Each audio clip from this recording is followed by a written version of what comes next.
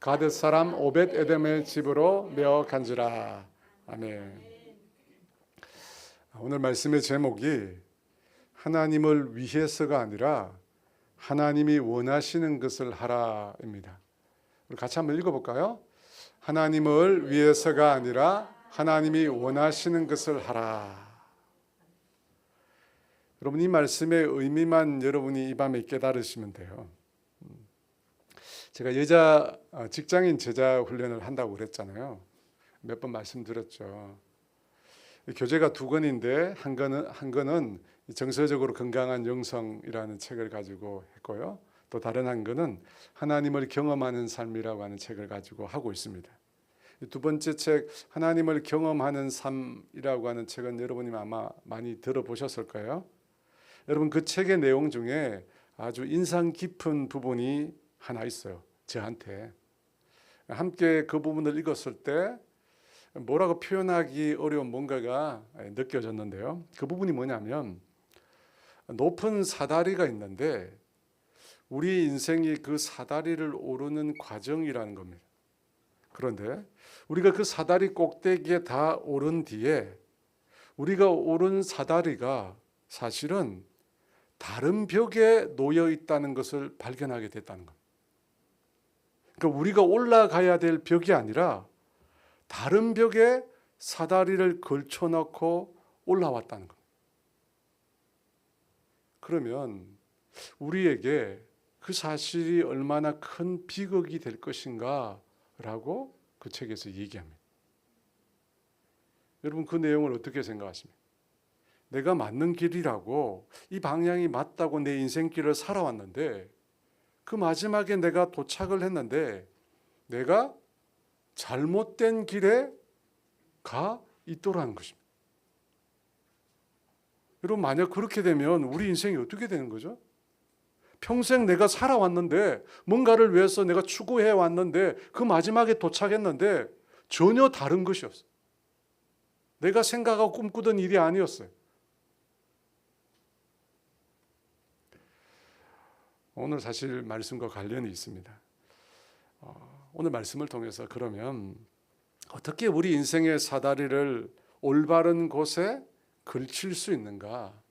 그 답을 저와 여러분이 한번 발견해 보기를 원합니다. 오늘 본문은 다윗이 이스라엘 모든 지파를 다 통일한 이후에, 모든 지파의 왕이 된 이후에 하나님의 궤를 자신이 머물고 있던 다윗 성으로 옮기는 사건을 다루고 있습니다.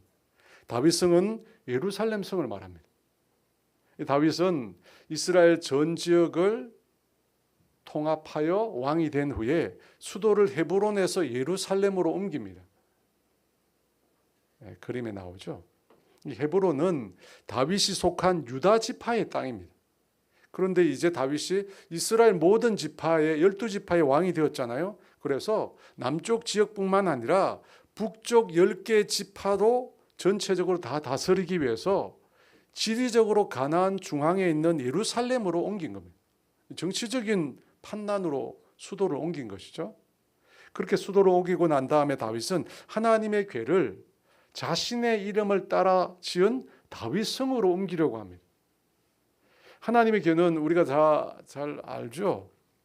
이스라엘이 광야 생활 기간 중에 하나님께서 자신의 임재를 상징하기 위해서 직접 모세에게 만들라고 하는 궤입니다. 이 궤는 그래서 하나님을 상징하기에 이스라엘 백성의 신앙에 있어서 가장 핵심적이고 중요한 물건입니다. 그 물건을 다윗이 자신의 성으로 옮겨오려고 합니다. 그동안은 그 궤가 어디에 있었냐면 바알레 유다, 다른 명칭으로 기럇 여아림이라는 곳에 오랫동안 방치되어 있었어요. 사울왕은 하나님의 이 궤에 대해서 관심이 없었어요. 그리고 궤를 돌보지도 않았습니다. 그런데 다윗이 왕이 되었을 때 그 궤를 자신의 성인 예루살렘으로 가져오려고 합니다.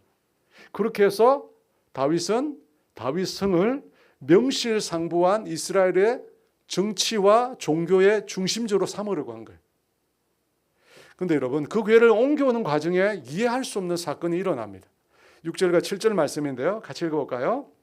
그들이 나곤의 타작마당에 이르러서는 소들이 띠므로 우사가 손을 들어 하나님의 궤를 붙들었더니 여호와 하나님이 우사가 잘못함으로 말미암아 진노하사 그를 그곳에서 치시니 그가 거기 하나님의 궤 곁에서 죽으니라. 여러분, 금요일 날 이렇게 늦게 예배드리면 힘들잖아요, 그죠? 졸음도 오고. 그때는요, 뒤에가 서시면 돼. 뭐 제가 그것 때문에 뭐 전혀 그거 방해받지 않으니까요. 근데 앉아서 조시면 제가 더 힘들어요. 그냥 뒤에가 서셔가지고 들으시면 괜찮습니다. 여러분, 이 말씀에 보면 나곤이라고 하는 사람의 타작 마당에 이르러서 궤를 싣고 있던 수레를 끌던 소들이 갑자기 뛰기 시작했습니다. 여러분, 이스라엘 타작 마당은 타작을 해야 되기 때문에 굉장히 넓고 평평합니다. 그래서 그곳에는 소들을 뛰게 만들 그 어떤 환경적인 요소가 없어요. 다 뚫려 있으니까. 근데 왜 갑자기 소들이 뛰기 시작했을까요? 둘째는 소들이 뛰기에 궤를 실은 수레가 크게 요동칩니다. 그때 우사라고 하는 사람이 수레에서 궤가 떨어지는 것을 보고 그 궤를 붙들게 됩니다. 근데 우사가 그 궤를 붙들 때 어떤 일이 일어납니까? 하나님이 진노하셔서 우사를 치십니다. 그 결과 우사가 그 자리에서 죽임을 당합니다. 하나님의 궤가 땅으로 떨어지려고 할 때 여러분, 그 궤를 붙드는 것이 잘못된 일입니까? 죽을 일입니까? 일반적으로 생각하면 누구든지 저라도 궤가 떨어지려고 하니까 땅으로 떨어지면 안 되잖아요. 궤가 박살나잖아요. 붙들어야죠. 그게 일반 상식인데, 근데 그 일로 인하여 우사가 죽게 됩니다. 우사가 과연 무슨 잘못을 해서 죽게 된 것일까요? 이 두 가지 사건을 오늘 살펴보려고 하는데요. 2절 하반절에 이렇게 말씀합니다. 같이 읽습니다. 그 궤는 그룹들 사이에 좌정하신 만군의 여호와의 이름으로 불리는 것이라. 다윗이 지금 자신의 성으로 모셔오려고 하는 궤가 어떤 궤인지를 말씀합니다. 어떤 궤입니까? 그룹들 사이에 좌정하신 만군의 여호와, 그분의 이름으로 불리는 것이라고 합니다. 여러분, 표현 자체가 벌써 굉장히 고상하잖아요. 그죠? 그룹들 사이에, 많은 천군 천사들 사이에 좌정하여 앉아 계신 여호와 하나님, 그분의 이름으로 불리는, 그분의 존재라고 불리는 궤라는 것입니다. 여러분, 이걸 보면 이 궤는 하나님을 상징하는 너무나도 존귀하고 영광스러운 물건이에요. 하나님을 나타내는 거예요. 얼마나 귀한 물건이에요. 너무나 중요하기 때문에 그 궤를 옮겨오는 일에 있어서 다윗이 최선을 다합니다. 대충 하지 않고 최선을 다해요. 어떻게 최선을 다하는가? 1절부터 5절 말씀 같이 읽어볼까요? 다윗이 이스라엘에서 뽑은 무리 3만 명을 다시 모으고 다윗이 일어나 자기와 함께 있는 모든 사람과 더불어 바알레 유다로 가서 거기서 하나님의 궤를 메어오려 하니 그 궤는 그룹들 사이에 좌정하신 만군의 여호와의 이름으로 불리는 것이라. 그들이 하나님의 궤를 새 수레에 싣고 산에 있는 아비나답의 집에서 나오는데 아비나답의 아들 우사와 아요가 그 새 수레를 모니라. 그들이 산에 있는 아비나답의 집에서 하나님의 궤를 싣고 나올 때에 아효는 궤 앞에서 가고 다윗과 이스라엘 온 족속은 잣나무로 만든 여러 가지 악기와 수금과 비파와 서고와 양금과 재금으로 여호와 앞에서 연주하더라. 하나님의 궤를 옮겨오면서 다윗이 엄청나게 많이 준비를 했습니다. 여러분, 어떤 준비를 했죠? 첫째는 3만 명이나 되는 사람을 동원했습니다. 여러분, 3만 명이에요. 여러분, 방금 궤를 봤지만 그 궤를 옮기는 일에 직접 관여할 사람이 아닙니다. 3만 명이 필요하지 않아요. 아마 혹시 모를 적의 공격에 대비해서 그들을 불러 모았는지 모릅니다. 그럼에도 그 숫자가 너무 많아요. 여러분, 그렇지 않아요? 궤 한 개를 옮기는데 3만 명을 동원했다는 건 너무 과한 거예요. 여러분, 1000명만 여기서 줄을 세워도요 엄청나게 깁니다. 근데 3만 명은 끝이 안 보여요. 근데 그렇게 많은 사람들을 뽑아서 동원했다는 거예요. 왜요? 하나님의 궤를 옮겨오는 일이 그만큼 다윗에게 너무나 중요한 일입니다. 많은 관심과 애정을 다 쏟아도 부족할 만한 일입니다.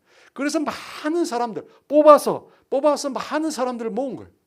그 궤를 환영하고 그 궤를 예루살렘 성으로, 다윗 성으로 모셔오는 것을 성대하게 축하하기 위해서 무려 3만 명을 모았어요. 여러분, 두 번째는 다윗이 하나님의 궤를 쇠수레에 실었습니다. 이 쇠수레라고 하는 것은 단 한 번도 물건을 실은 적이 없는 수레입니다. 여러분, 이 쇠수레가 그냥 수레였겠어요? 최고급으로 만들지 않았겠어요? 가장 좋은 자재로 가지고 가장 화려하고 멋있게 수레를 만들었습니다. 율법에 보면 레위인 중에 고핫 자손만 하나님의 궤를 메고 어깨에 메고 운반하라고 했습니다. 그런데 다윗이 그것을 몰랐던 것 같습니다. 그럼에도 그는 최선을 다해서 새 수레를 준비했습니다. 여러분, 당시에 블레셋 족속이나 페니키아 사람들은 이 신상을 옮길 때 수레를 이용했어요. 그래서 블레셋 땅에서 이스라엘 땅으로 옮겨올 때 수레를 이용해서 하나님의 궤를 옮겨왔습니다.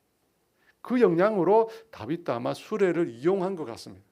마지막 세 번째로 다윗은 하나님의 궤를 위한 성대한 환영 예식을 가졌습니다. 5절에 보니까 다윗과 함께한 온 이스라엘 족속이 무엇을 준비했습니까?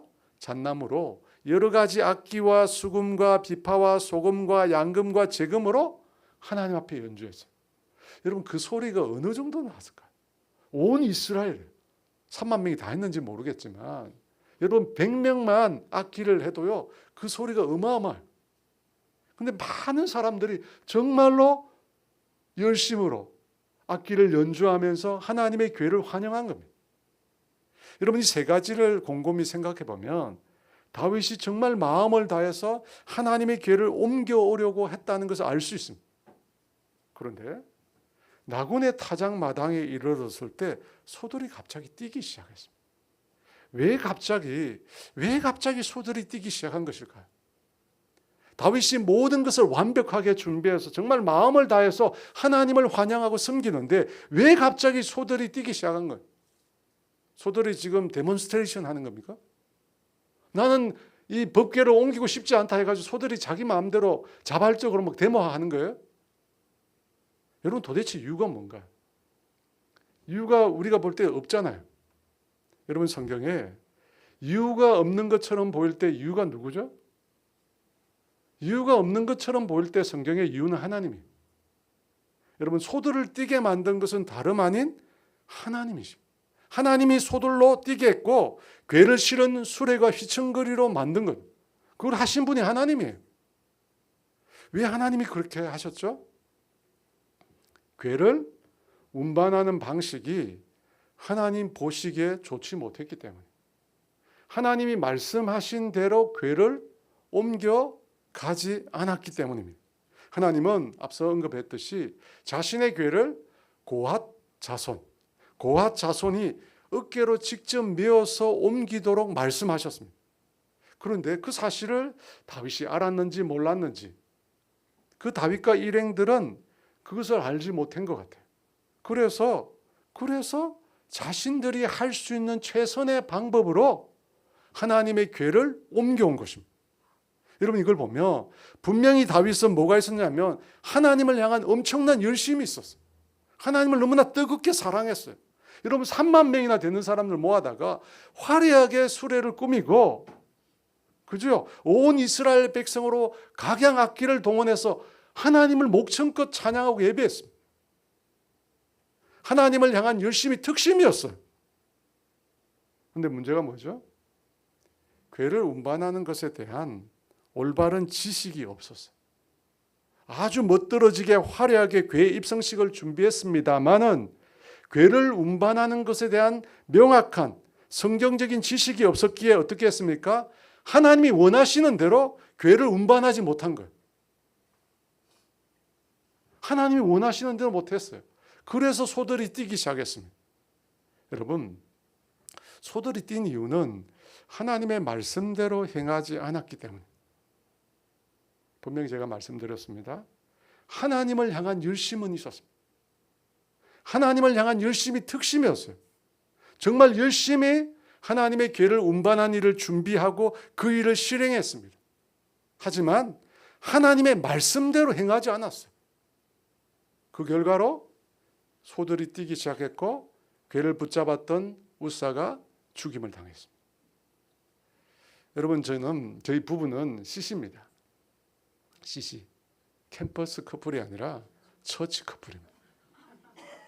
일명 제가 교회 오빠입니다. 저희가 결혼한 데는 우여곡절이 좀 있습니다.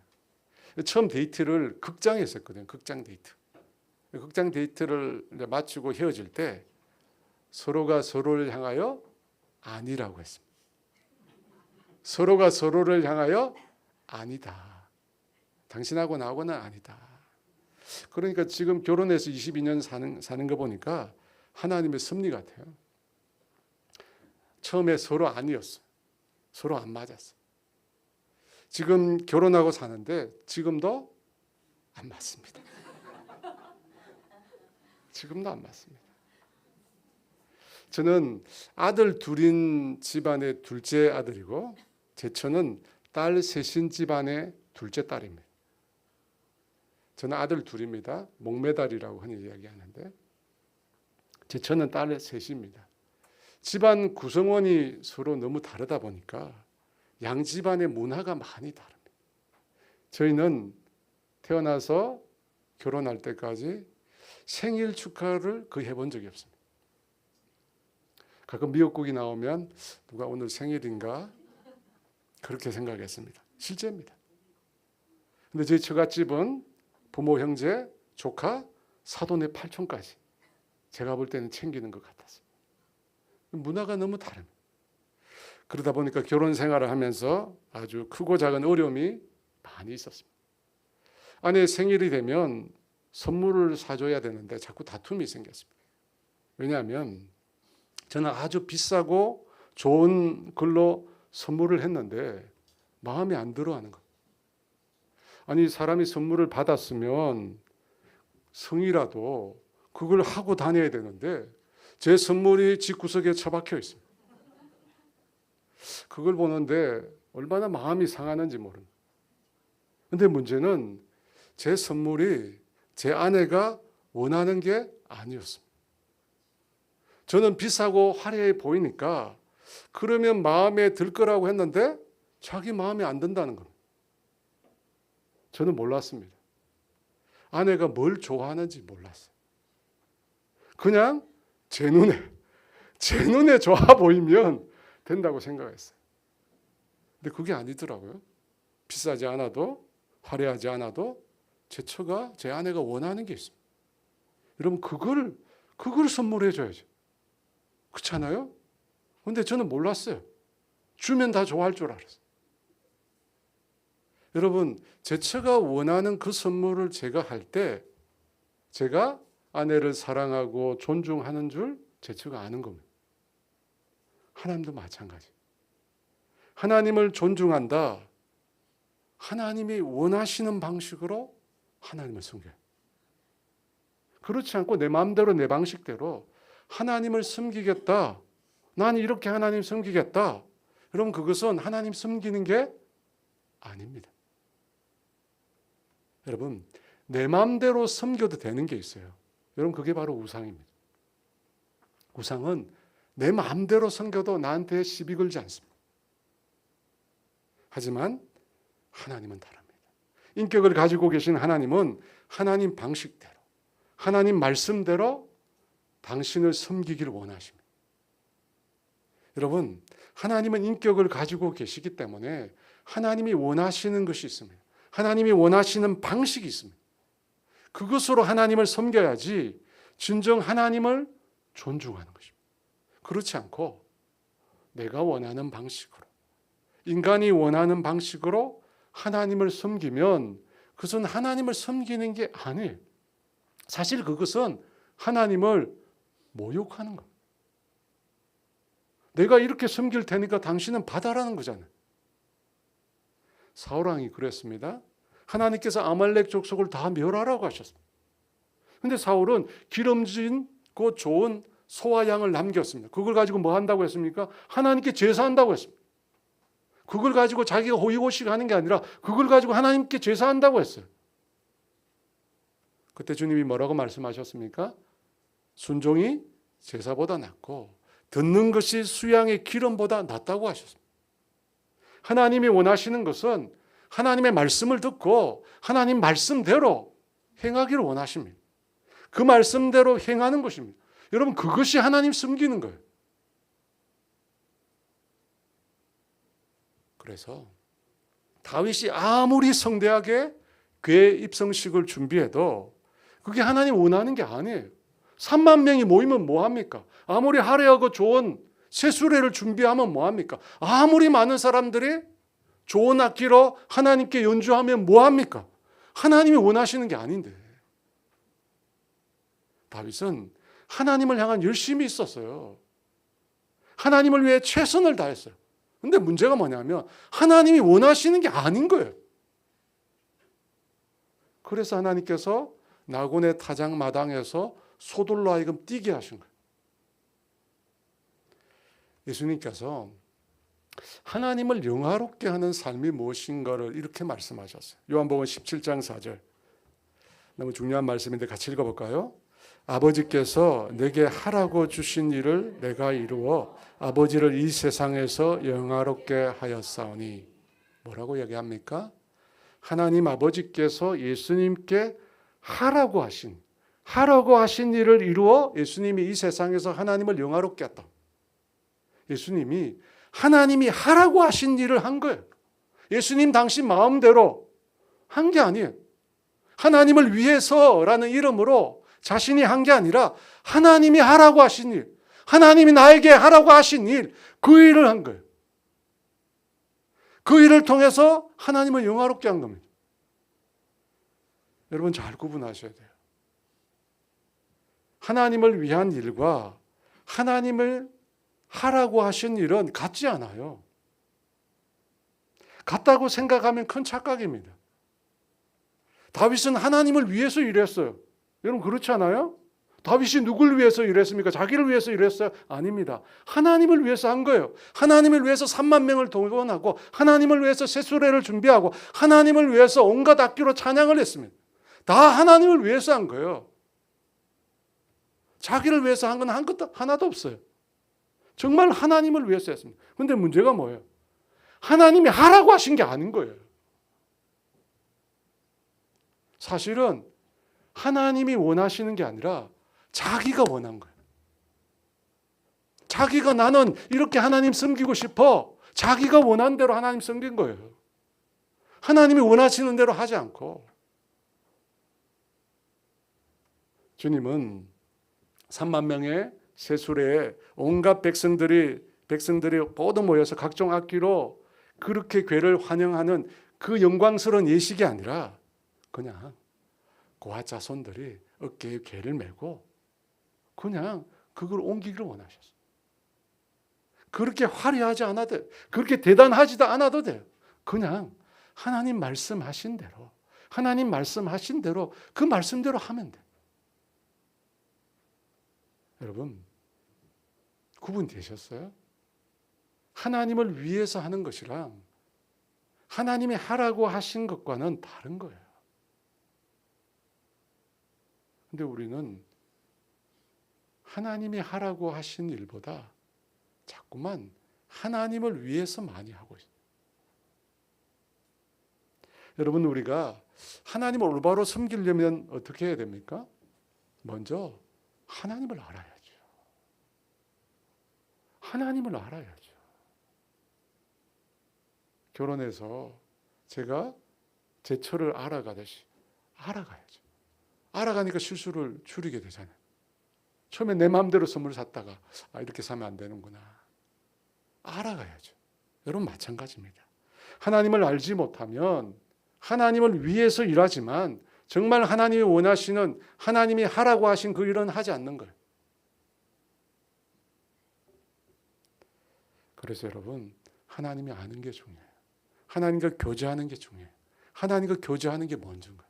여러분 하나님과 깊이 교제하면서 하나님이 원하시는 게 뭔가? 하나님이 정말 내 인생에 바라는 게 뭔가? 여러분 그걸 찾아야 돼요. 우리가 그렇게 주님과 교제하고 만나지 않으면 하나님이 하라고 하신 그 일을 할 수 없어요. 그렇지 않겠어요? 어떻게 알겠어요? 몰라요. 여러분, 여기 계신 분들이 대부분 교회 일들을 많이 하실 텐데 여러분 덮어놓고 무조건 열심히 한다고 하나님 기뻐하는 거 아닙니다. 절대 아니에요.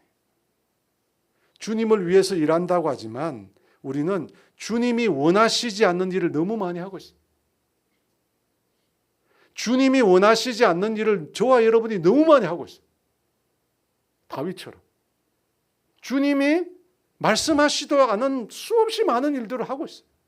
주님을 위해서. 근데 정작 주님은 별로 기뻐하지 않으세요. 마르다가 예수님을 자기 집으로 영접했습니다. 예수님이 자발적으로 간 게 아니에요. 마르다가 예수님을 자기 집으로 초대했습니다. 그런데 마르다가 예수님을 좋은 것으로 대접하려다가 오히려 어떻게 되죠?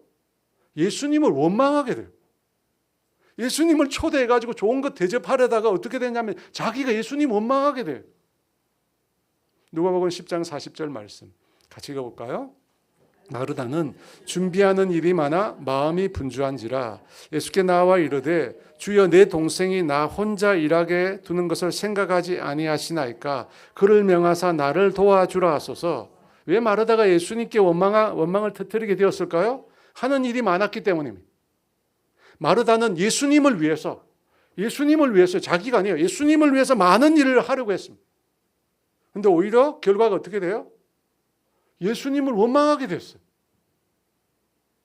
주님을 대접하려다가 주님을 원망하게 됐어요. 여러분 뭐가 문제죠? 마리아가 돕지 않았기 때문입니까? 그것보다 더 중요한 거 예수님이 원하시는 게 뭔지 몰랐던 거예요. 예수님의 마음을 몰랐어요. 마음을 몰랐어요. 예수님 마음이 뭔가요? 누가복음 10장 41, 42절 말씀 같이 읽어볼까요?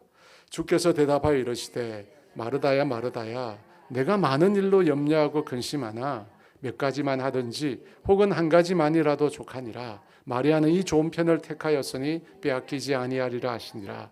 주님은 몇 가지만 하든지 한 가지만으로. 여러분 사실 이 한 가지만이란 말에 포커스가 있어요. 몇 가지는 중요하지 않아요. 한 가지만이라도 족하다. 이 예수님 말씀이에요. 여러분 이 말이 빈말일까요? 많이 예수님은 대접받고 싶은데 인사치레로 아니야 한 가지만 해. 누가 힘드니까 이런 말씀일까요? 여러분 주님은 우리하고 달라요. 전혀 그렇지 않습니다. 주님이 그걸 원하세요. 한 가지만 원하세요. 그게 주님 원하시는 거예요. 마르다는 주님이 원하시는 걸 몰랐어요. 주님의 마음을 원했어요. 그녀는 단지 주님을 위해서 많은 일들을 했어요. 주님을 위해서. 사실은 주님이 원하시는 것보다 더 많이 한 거예요. 여러분, 주님이 마르다에게 많이 하라고 하셨을까요? 아닙니다. 마르다 자신이 주님을 위해서 많이 했습니다. 다윗이 한 것처럼 주님을 위해서 많이 했습니다. 근데 결과가 뭐예요? 주님 원망했어요. 주님이 하라고 말씀하신 적도 없는데 하나만 족한데 말씀하시지도 않았는데 자기가 주님을 위해서 한다고 많이 했어요. 그리고 결과가 뭐예요? 주님 원망했어요. 여러분 이상하지 않아요? 주님이 하라고 하신 적도 없는데 괜히 자기가 주님을 위해서 열심히 일하고는 나중에 해서 주님을 원망했어요. 주님 입장에서 황당한 거죠. 내가 하라고 했나? 여러분은 어떠십니까? 여러분은 진정 주님이 원하시는 것을 하고 계십니까? 아니면 주님을 위해서 여러분이 일하고 계십니까? 분명히 깨달아야 하죠. 주님을 위해서 일하는 것은 주님이 원하시는 것을 하는 것과는 다릅니다. 달라요. 진정 주님이 원하시는 건 뭐냐? 내가 너에게 하라고 한 그 일을 하라는 것. 여러분 주님이 말씀하신 내가 원하는 그 일을 하는 게 뭐예요? 하나님을 영화롭게 하는 거예요. 주님을 영화롭게 하는 거예요. 주님이 바라시는 거예요. 여러분 아니야. 나는 주님을 위해서 열심히 일해서 그래서 주님이 내 공로 아실 거야 라고 혹시 생각한 분 있으십니까? 덮어놓고 열심히 일했으니까 주님이 다 아실까요? 과연 그럴까요? 주님이 다 아실까요? 주님이 다 아신다면 소들이 왜 떼요? 왜 소들이 가만히 있는 소들이 왜 뛰고 난리예요? 여러분, 덮어놓고 아무리 열심히 일하는 거 중요하지 않습니다. 중요하지 않아요. 하나도 안 중요합니다. 우리 생각이지. 내 생각이지. 내가 생각하기에 중요한 거죠. 주님을 위해서 마르다가 분골 쇄신한 거 주님이 귀하게 이길까요? 주님한테 원망했는데요? 절대 그렇지 않습니다. 주님은 그렇게 말씀하실 거예요. 너가 원하는 대로 나를 섬겼구나. 나는 내가 원하는 대로 너가 나를 섬기기를 원한다. 여러분 이렇게 말씀하시고 너가 원하는 대로 나를 섬겼구나. 분명히 말씀하세요. 나는 그걸 원치 않는다. 나는 내가 원하는 대로 섬기기를 원한다. 그래서 여러분 동생 마리아가 한 것처럼 예수님 발 앞에 가서 그 말씀을 먼저 들어야 하는 것입니다. 그 말씀을 듣고 주님이 이걸 원하시는구나. 우리가 빌립보서 말씀을 통해서 많이 들었죠. 주님이 행하실 때는 우리 마음에 소원을 두고요. 우리 마음에 소원을 주세요. 그 소원을 따라서 우리가 행하는. 그럴 때 주님을 기쁘시게 하고 주님을 영화롭게 합니다. 이제 2주 후면 임직식을 통해서 우리 교회에 새로운 중직을 받는 분들이 세워집니다. 중직을 많은 분들이 받으니까 교회에 새로운 일꾼이 세워졌다며 저에게 축하 말씀을 하시는 분들이 더러 많이 있습니다. 그런데 저는 이번에 직분을 받는 분들에게 말씀드리고 싶습니다. 주님을 위해서 일하지 마십시오. 더는 주님을 위해서 일하지 마십시오. 주님이 하라고 하는 일 하세요. 제발. 주님이 바라지도 않는 일 무겁게 낑낑 앓으면서 하지 마시고 주님이 하라고 하는 그 일을 하세요. 한 가지만이라도 족하니라. 이게 예수님 말씀입니다. 여러분, 주님이 원하시지도 않는 것, 주님이 원하시지도 않는 것, 정말 주님이 원하시는 것을 알지도 못하고 사람들이 하라고 하니까 마지못해서 교회를 위해서 하라고 하니까 여러분 그런 식으로 봉사하지 마세요. 주님이 기억하지도 못해요. 주님과 관계없습니다. 저는 직분을 받은 분들에게 부탁드리고 싶습니다. 먼저 주님 앞에 나아가십시오. 먼저 주님 앞에 나아가십시오. 주님과 친밀한 관계로 들어가십시오. 풍성한 교제를 나누십시오. 그리고 그 교제 가운데 주님이 정말로 원하는 게 뭔지, 주님이 정말로 내 인생에 바라는 것이 뭔지 그걸 깨달으십시오. 그리고 주님이 원하시는 그 일을 하세요. 정말로. 사람들 때문에, 교회 때문에, 목사 때문에 하지 마시고 주님이 원하는 그 일을 하세요. 그래야 여러분 인생의 사다리가 온전한 곳에 서 있어요. 온전한 곳에 서 있는 거예요. 요한복음 17장 4절 다시 한번 읽어볼까요? 아버지께서 내게 하라고 주신 일을 내가 이루어 아버지를 이 세상에서 영화롭게 하였사오니. 하나님을 진정으로 영화롭게 하는 일이 뭔지 말씀에 나와 있습니다. 두 번째, 우사는 왜 죽었는가 하는 것입니다. 다윗이 아비나답의 두 아들 우사와 아효로 하여금 궤를 실은 수레를 몰게 했습니다. 아효가 앞에서 가고 우사가 뒤에서 수레를 끌었습니다. 나곤의 타작마당에 이르렀을 때 갑자기 소가 뛰기 시작했습니다. 뒤에서 수레를 밀고 있던 우사의 눈에 보였겠죠. 그래서 그가 궤를 손으로 잡았습니다. 여러분 누구나 그 상황이면 궤를 잡았을 것입니다. 그런데 7절에서 그의 행동을 이렇게 말합니다. 같이 읽어볼까요? 여호와 하나님이 우사가 잘못함으로 말미암아 진노하사 그를 그곳에서 치시니 그가 거기 하나님의 궤 곁에서 죽으니라. 우사가 잘못함으로. 여기서 잘못했다는 말이 히브리어로 샬이라는 말입니다. 이 단어는 잘못이나 실수를 뜻하는 영어로는 error라고 하는 말입니다. 그런데 그 뜻 외에 이 단어가 불경, 불순한 행동을 의미하거든. 불경. 불경이 뭐예요? 한자말로 존경을 표현해야 될 대상에게 무례하게 행한 것을 불경이라고 합니다. 그러니까 우사가 하나님께 불경했다는 것입니다. 무례하게 하나님께 행동했다는 것입니다. 어떤 무례를 범한 것이죠? 우사는 하나님의 권리, 하나님의 자유를 침해했습니다. 하나님께서는 지금 멈추어 서기를 원하셨습니다. 하나님이 원하시는 방식으로 교회가 움직여지고 있지 않기 때문에 하나님은 멈추어 서기를 원하셨어요. 근데 우사가 어떻게 했죠? 그 하나님을 가로막은 거예요. 왜 그렇게 했습니까? 왜 그가 불경한 짓을 했습니까? 하나님을 몰랐기 때문에. 그렇잖아요. 하나님을 몰랐기 때문에 하나님이 행하시는 일을 가로막은 거예요. 여러분, 우리가 하나님을 모르기 때문에, 하나님의 뜻을 모르기 때문에, 계획을 모르기 때문에 어리석게도 너무나 많이 하나님 일을 가로막아요. 여러분, 하나님 모르는 건 죄입니다. 그래서 가장 큰 죄는 나를 지으신 하나님을 모르는 거예요. 하나님이 뜻하시고 하나님 계획하신 일을 모르는 것도 죄예요. 그래서 자주 우리가 하나님을 가로막고 있어요. 나를 낳고 먹이고 입히고 재우고 성장시켜준 부모를 모르면 우리는 그를 불효자식이라고 합니다. 마찬가지로 나를 지으시고 입히시고 먹이시고 나의 생명을 지켜주시고 나를 사랑하시고 나를 구원하시는 하나님을 모르는 거 가장 큰 악입니다. 가장 큰 죄예요. 제가 예수님을 처음 만났을 때 주님께서 저에게 하나님의 사랑을 거부하는 것이 얼마나 큰 죄인지를 깨닫게 해주셨어요. 하나님의 사랑을 거부하는 것, 하나님의 사랑을 거절하는 것 가장 큰 죄. 자녀가 부모의 사랑 거절하는 거 큰 죄입니다. 저는 그때까지 제 인생이 왜 그래 힘들고 괴롭고 공허한지 몰랐습니다. 그 이유는 제가 하나님의 사랑을 거부했기 때문에 내 마음대로 살려. 그래서 힘든 겁니다. 여러분, 모르는 게 상책 약이 아닙니다. 알아야 합니다.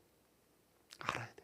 하나님을 알고 하나님의 계획을 알고 하나님의 사랑을 알고 하나님의 은혜를 알고 하나님에 관한 모든 것들을 우리가 알아가요. 성령님은 하나님의 깊은 것까지 통달하시는 영입니다. 성령님을 통해서 하나님을 더 많이 알아가요. 여러분, 우리 모두가 심판대에 서게 될 것입니다. 그때 사람들이 변명할 거예요. 몰랐다고. 몰랐다고.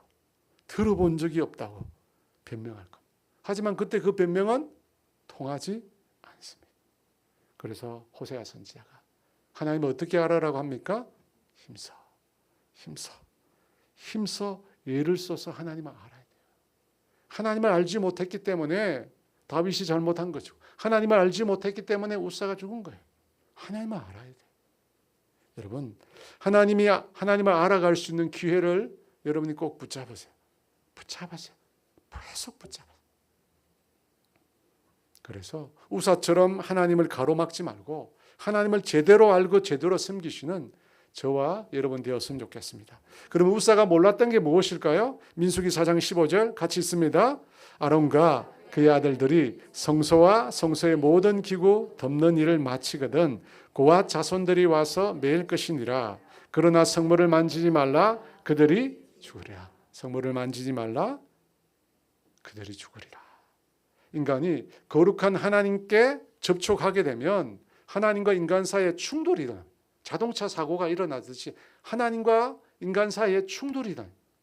하나님을 접촉하게 되면 즉시로 사람이 죽죠. 사무엘상 6장 19절에 보면 블레셋 사람들이 돌려보낸 하나님의 길을 들여다보다가 70명의 사람이 죽게 됩니다. 같이 읽어볼까요? 베셈에서 사람들이 여호와의 길을 들여다본 까닭에 그들을 치사 70명을 죽이신지라. 여호와께서 백성들을 쳐서 크게 사륙하셨으므로 백성이 슬피. 모세가 하나님의 영광을 보여달라고 할 때 주님은 자신을 보고도 살 자가 없다고 하셨습니다. 그래서 하나님께서 당신의 손으로 모세를 덮으시고 하나님이 지나가신 이후에 뒷모습만 보여주셨습니다. 왜냐하면 하나님의 거룩함을 죄된 인간이 견뎌낼 수 없기 때문입니다. 그걸 몰랐어요. 그걸 모르고 우사가 하나님의 죄를 만졌어요. 그리고 죽게 된 것입니다. 9절 말씀입니다. 같이 있습니다. 다윗이 그날에 여호와를 두려워하여 이르되 하나님의 괴가 어찌 내게로 오리요 하고, 다윗이 그날 일을 통해서 하나님을 두려워했다고 합니다. 여러분, 성경에 다윗이 하나님을 사랑했다는 말은 많이 나오는 것 같은데 두려워했다는 말은 우리가 찾아보기 어렵습니다. 그런데 그날 일로 다윗이 하나님을 두려워하게 되었다고 합니다. 왜죠? 왜 두려워하게 된 것일까요? 하나님은 자기 마음대로 할 수 있는 분이 아니라는 것을 깨달았기 때문입니다. 주님을 위해서 일한다고 주님이 마냥 기뻐하는 분이 아니라는 것을 깨달았기 때문입니다. 여러분, 다윗은 승승장구했습니다. 헤브론에서 유다의 왕이 되었고 7년 후에 이스라엘 전 지파의 왕이 되었습니다. 다윗 앞에 그칠 것이 아무것도 없었습니다. 예루살렘을 점령하고 있던 여부수 족속을 몰아내고 자신의 이름을 따라서 예루살렘 성을 다윗성이라 불렀습니다. 사사시대로부터 자신들을 괴롭혔던 블레셋을 완전 정복해버렸습니다. 블레셋이 이 땅에서 다 사라져버렸습니다. 이제 다윗은 아무것도 두려울 것이 없었습니다. 자신이 원하는 대로 무엇이든지 할 수 있었습니다. 그래서 하나님에게도 아주 성대한 환영 행사를 하면서 자신의 성으로 옮겨오려고 했습니다. 그런데 하나님이 그를 치신 거예요. 우사를 치시기 전에 사실은 하나님께서 다윗을 치신 거예요.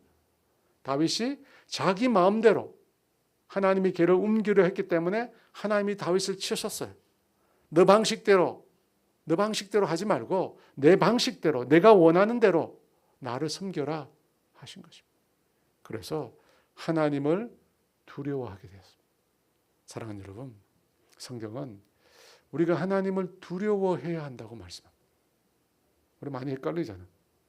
아니, 어떻게 들으면 하나님을 두려워하지 말라고 말하는 것 같기도 하고 하나님을 두려워하라고 말하는 것 같기도 하고 막 헷갈려요. 그래서 우리가 나누어 가지고 경외라고 하는 단어를 쓰는데 사실은 경외도 두려움의 한자어죠. 하나님을 두려워하라고 말합니다. 누가복음 12장 4절과 5절 말씀 같이 읽어볼까요? 내가 내 친구 너희에게 말하노니 몸을 죽이고 그 후에는 능히 더 못하는 자들을 두려워하지 말라. 마땅히 두려워할 자를 내가 너희에게 보이리니 곧 죽인 후에 또한 지옥에 던져 넣는 권세 있는 그를 두려워하라. 내가 참으로 너희에게 이르노니 그를 두려워하라. 예수님은 사람은 두려워하지 말라고 합니다. 마땅히 두려워할 분은 누굽니까? 우리를 지옥에 던져 넣을 권세가 있는 그분을 두려워하라고 합니다. 왜 우리가 하나님을 두려워해야 합니까? 늘 듣기는 하나님이 사랑하라고 하잖아요. 근데 왜 하나님을 두려워하라고 말할까요? 지옥에 던져 넣을 권세라는 말을 주목해야 합니다. 무슨 말입니까? 하나님은 인생의 죄를 심판하시는 분이십니다. 그러므로 하나님의 심판을 두려워해서 죄를 짓지 말라는 뜻입니다. 여러분, 요셉이 어떻게 보디발 아내의 유혹을 이길 수 있었습니까? 하나님을 두려워했기 때문에. 이렇게 말합니다. 같이 읽을까요? 내가 어찌 이 큰 악을 행하여 하나님께 죄를 지으리까? 죄를 심판하시는 하나님을 두려워했기 때문에 죄를 지을 수 없었던 것입니다. 여러분은 하나님을 두려워하고 계십니까? 하나님을 두려워해서 포기했던 일이 있으십니까? 내가 이렇게 하면 하나님 나를 벌할 것 같다. 그래서 포기했던 적이 있으세요? 아니면 하나님이 두려워서 싫지만 순종했던 적은 있습니까? 하나님 이거 원하시는데. 아니면 세상은 다 그런데, 세상이 다 그런데 세상 핑계를 대지는 않으셨습니까? 아니면 이번 한 번은 하나님이 봐줄 것 같은데.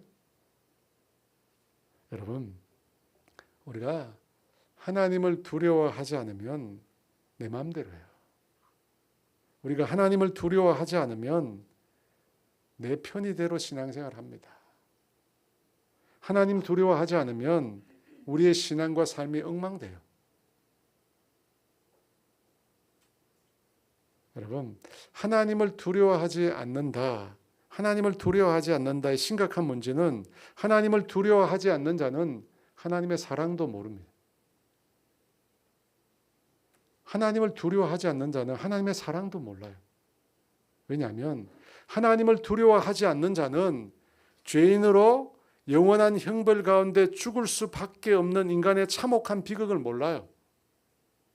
거룩한 하나님이 얼마나 죄를 미워하시는지, 거룩한 하나님이 얼마나 죄에 대해서 진노하시는지 몰라요. 하나님을 두려워하지 않는 자는. 왜? 하나님이 그토록 죄를 싫어하는지 모르는 사람은 하나님 두려워하지 않아요. 그리고 그 죄를 해결해 주시기 위해서 독생자 예수 그리스도께서 십자가에 철저히 못 박아 죽으신 그 하나님의 사랑을 모르는 겁니다. 여러분, 하나님을 두려워하는 자만이 죄를 알고 그 죄의 심판을 아는 자만이 사랑을 아는 거예요. 다 끝났어요. 눈 뜨세요. 다 끝났어요. 사도 바울이 두렵고 떨림으로 너의 구원을 이루라고 했습니다. 왜 이런 말을 했을까요? 하나님을 두려워하는 자가 죄를 이깁니다. 죄에 대해 엄하게 심판하시는 하나님을 두려워해야 거룩한 하나님의 자녀로 살 수 있습니다. 그렇게 살아가는 저와 여러분 되시기를 주의